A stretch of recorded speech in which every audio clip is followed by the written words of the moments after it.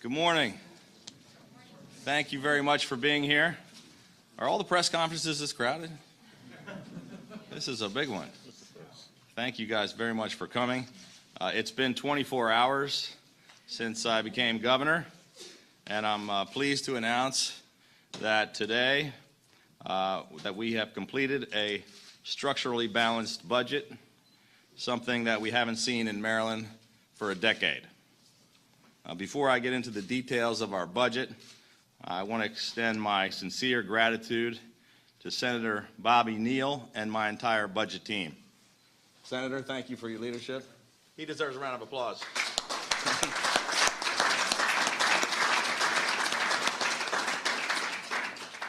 This team rolled up their sleeves and worked very hard over the past 8 or 9 weeks, making the tough choices to get our state budget under control. I also want to thank Secretary Eloise Foster, who is a consummate professional, and all of her team. They really worked hard and provided tremendous assistance to us in the transition. And finally, I want to acknowledge the contributions from our new Secretary of DBM, David, who will be the driving force behind Maryland's fiscal stability for the long term. Thank you, guys.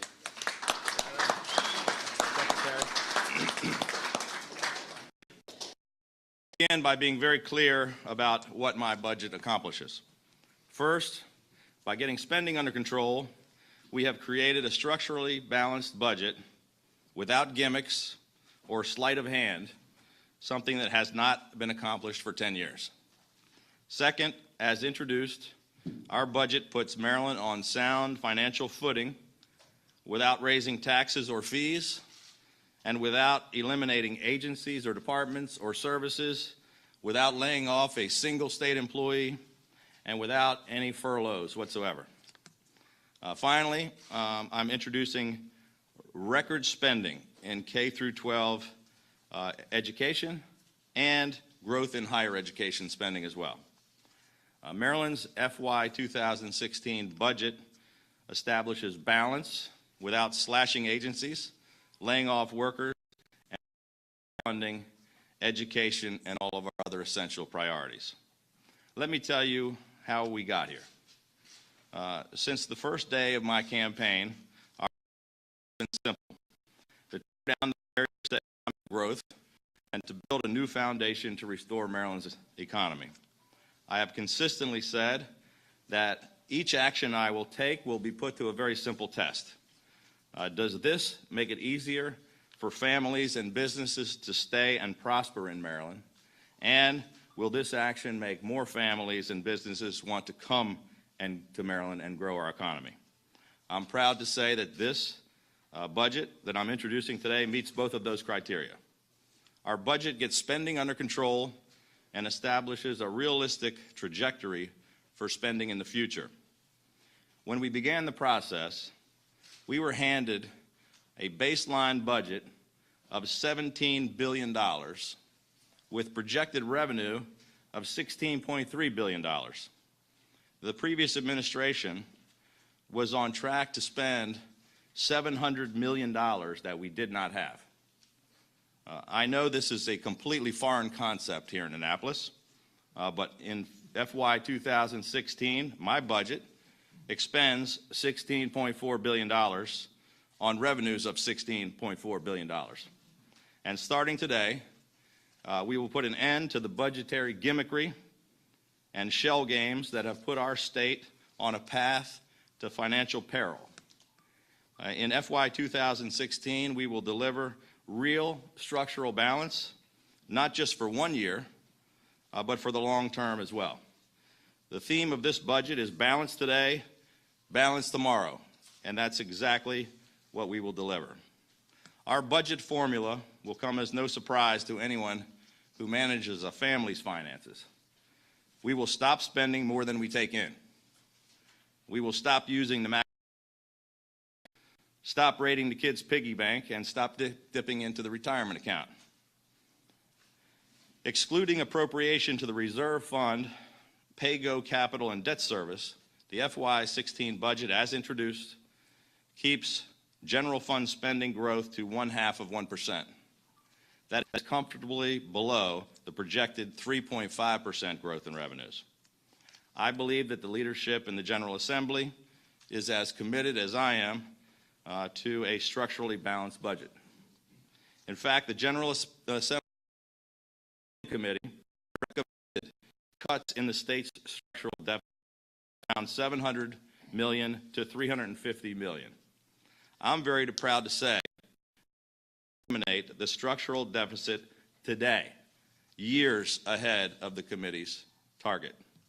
And we have achieved this despite significant obstacles. 81% of all the money that Maryland spends is mandated and required and programmed. The non-mandated portion of the budget that we have any control over is only 19%. To close a gap without any control over 4/5 of what we spend, without cutting taxes, was an extraordinary challenge. This issue of mandates will need to be addressed long term, but that's not what we're focused on here today. Over the last 8 years, Maryland's families and small businesses were tightening their belts, while state government was doing just the opposite, increasing spending by nearly $10 billion. That's not right, it's not fair, and it ends today. Our budget includes a 2% reduction in funding to state agencies to help break the ongoing cycle of excessive spending and borrowing, a cycle only made possible through tax hikes to Maryland's struggling families and small businesses. Spending too much, borrowing too much, and overtaxing Maryland families and businesses were the essence of my campaign. My FY 2016 budget fixes the first two problems and puts us in a great position to tackle the third. Allow me to highlight where the last several years of borrowing and overspending have left us. In 2008, pension and debt service was 6.2% of the general fund. It's high, but somewhat manageable of a figure. By 2019, debt service and pension costs are projected to account for 10.6% of the total budget. This year, payments on state debt will grow by 96%. In FY 2016, general fund contributions to debt service will come close to what we spend on school construction. I'll repeat that. We are now paying almost as much on our credit card debt as we pay to build new schools.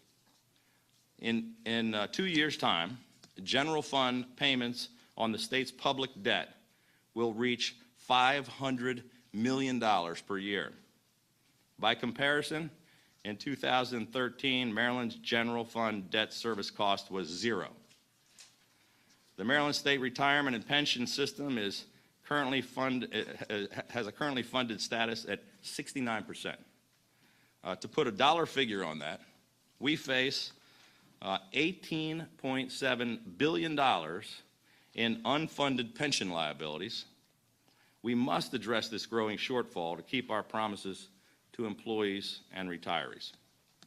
Ignoring or trying to hide our debt, pension, and other obligations will eventually jeopardize our ability to fund education, transportation, environmental programs, and the support of the state to the vulnerable and those most in need. Our budget slows overall spending growth, but we continue projects and programs at appropriate levels, including education. $45.3 million in new investment for a total of $6.1 billion. We are funding K through 12 education at the highest rate in state history. We are also spending over $290 million to fully fund school construction and are committing to $1.2 billion for the University System of Maryland, which is a 1.3% increase. Our budget is just the first step.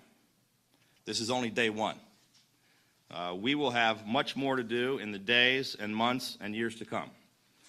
We're going to redirect our state's fiscal course Programs must be examined. New debt must be managed prudently to preserve our AAA bond rating. Agencies must be consolidated. In short, state government must become efficient and cost-efficient. It must practice fiscal integrity. More importantly, we must put our economy back on track, attract new businesses and new jobs to generate more revenue and protect the long-term stability of our budget. Maryland is too special of a place, too many natural advantages to be experiencing this kind of continued economic decline as the rest of the nation is moving forward. It is our solemn duty to assure a brighter future for the people we represent and the state that we all love. Our budget today is just our first step among many to ensure that outcome. Thank you very much.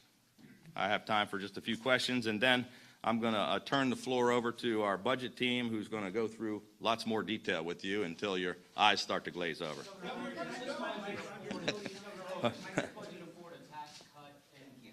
Oh, there you go. Sorry, who was first? Does this budget afford a tax cut, and where and how? We will be talking about that at a later date. This is about spending today. But as I said at least a couple thousand times, we're going to get spending under control, and then we're going to try to roll back as many of the 40 tax increases as we possibly can, and that we will be proposing tax cuts in this session.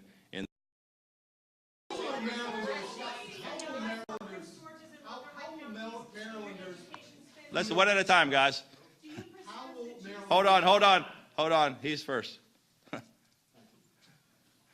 will Marylanders feel these spending? How it will affect their lives? Hopefully it'll have a great impact on their lives. Hopefully they'll feel that the state is getting back on track, that we're finally getting our fiscal house in order.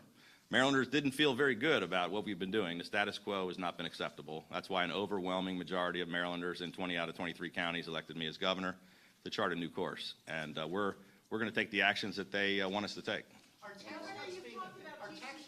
Please, you're being a little bit rude back there. Let's let the other guys talk. Sorry. On the subject of tax cuts, has that been abandoned for your first year? Finished. You didn't answer the last question. I just said we're going to propose tax cuts in the next couple of weeks. Will those tax cuts take effect within this budget? Yes. Yes, we're going to propose tax cuts immediately.